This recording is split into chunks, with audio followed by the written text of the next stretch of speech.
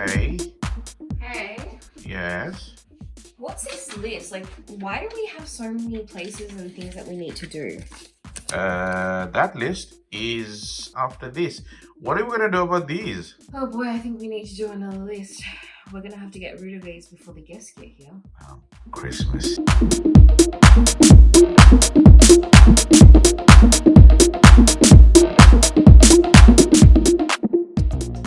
Okay, hi everyone. Welcome to another video. So I am getting in the car.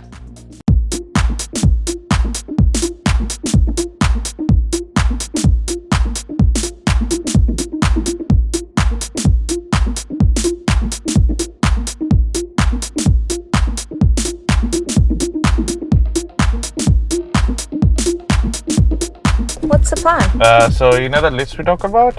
Yeah. Yeah, we need to actually purchase all that as well. Yay! But guess what, everyone? You're coming along with us. While we're on the way, we should talk.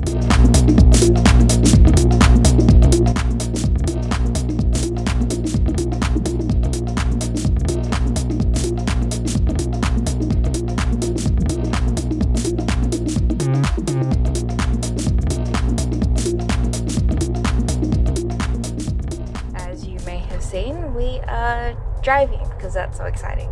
But we do have places to go, and I figured now would be as good a time to talk. So, let's talk. All right. So, hey, you know, there's gonna be a lot of people, right? That will be saying during Christmas. Christmas time becomes the time where everything you do throughout the year sort of comes into focus, and correct word would be, I think, spotlight. Yes. There's a lot of spotlight on your life suddenly, because now you have to explain to your family and extended family and whatnot, or whoever you're lucky enough to see Yeah. during a COVID Christmas, that how your life choices are your life choices, and only you understand them, but you then probably have to have the worst job of explaining that to other people. Yeah, that makes sense. I mean, it's not something a lot of people look forward to, especially when there are some family members or family friends, say, that they may not get along with. Yeah.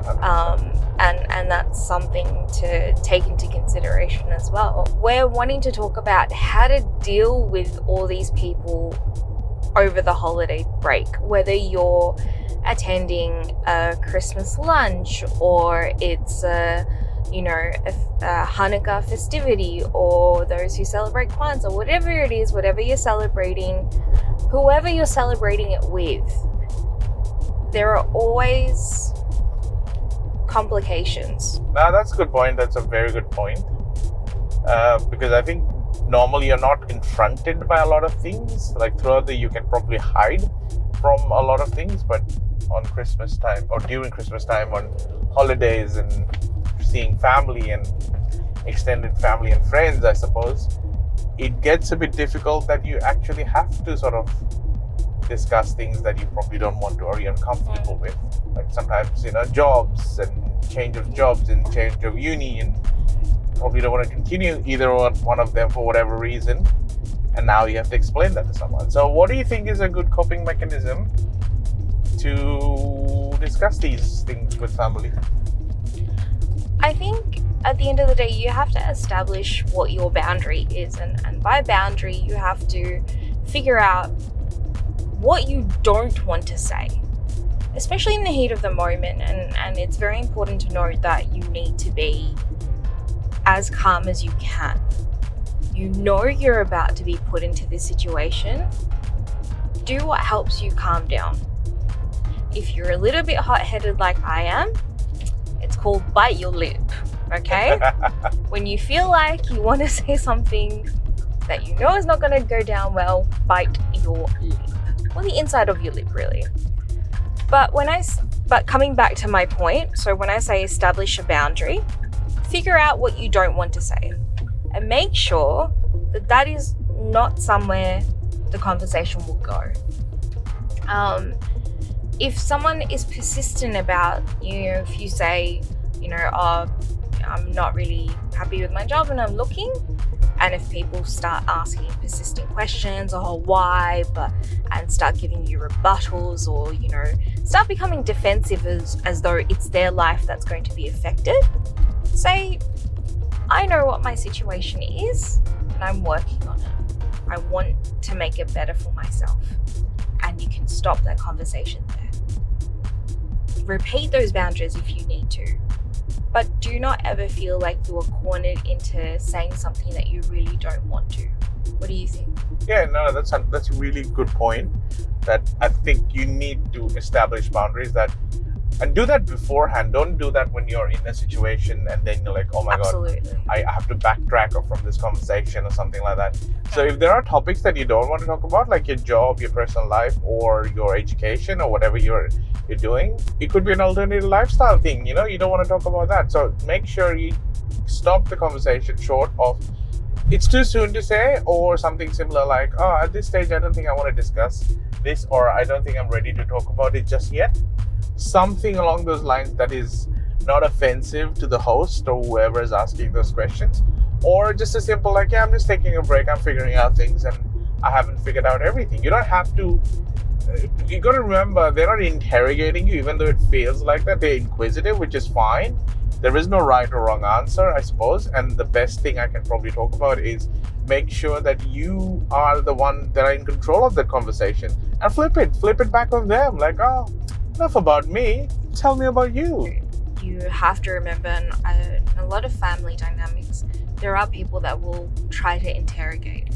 Whether it is because they are nosy and want to know everything, or because they do have an agenda and may have heard some gossip.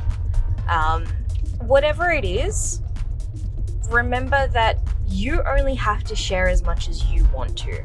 You can absolutely turn around and say, yes, but this is something that I'm still working upon, therefore nothing is concrete. Get yourself out of that situation in that way. I think it's also important to recognize that I think a lot of people in that gathering or luncheon or whatever it is may not want to talk about themselves. Not a lot of people like being in the spotlight. Those that do will be an open book. Those that aren't, well, ask a question, they give you a boundary, you stop, and vice versa. Car park closed, customers.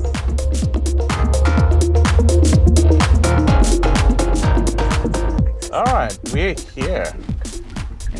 Officially here to shop. Are we a bit early? Absolutely. This is going to be an interesting day.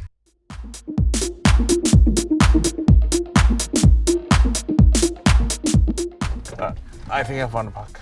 So, masks are up. Hey. And we are gonna get out of the car and brave this crazy world of shopping. All right, let's get up.